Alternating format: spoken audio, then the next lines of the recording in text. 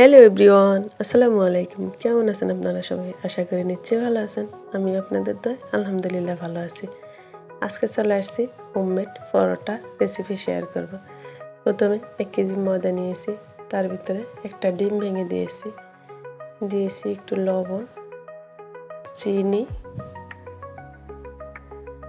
দিয়ে তারপর একটু ভালো করে মেখে চিনিটা গলা পর্যন্ত, তারপরে দুধ দিয়ে দিব।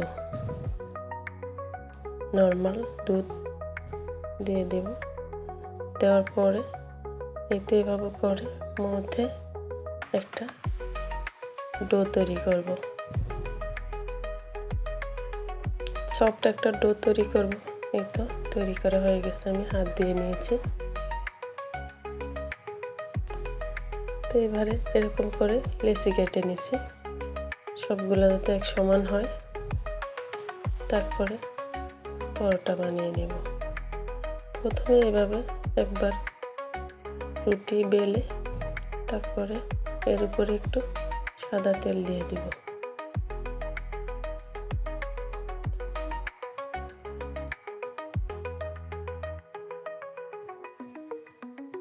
তেলটা সমান করে সব সাইডে লাগিয়ে উপর থেকে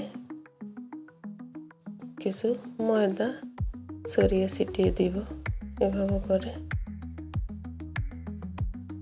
তারপরে এভাবে করে একটা ভাঁজ দেব। তারপর এই পাশ থেকে একটা ভাঁজ দিয়ে এভাবে মুড়িয়ে গোল করে একটা রোল বানিয়ে নেব। এই তো রোলের মতো করে তারপরে এবার আবারও পরোটা বেলে নেব।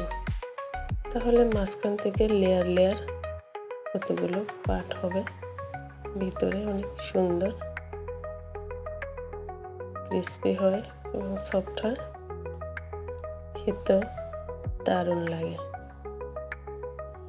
একদম বাজারের কেনা পরোটার মতোই লাগে।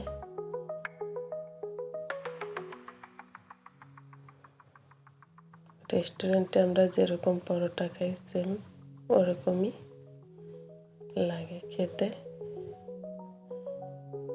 তো এরকম করে আরও একটি বানিয়ে দেখিয়ে দিচ্ছি।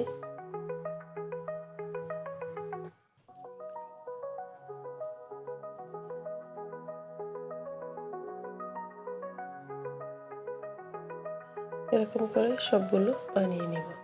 তারপরে এই তো ভেজে নেব।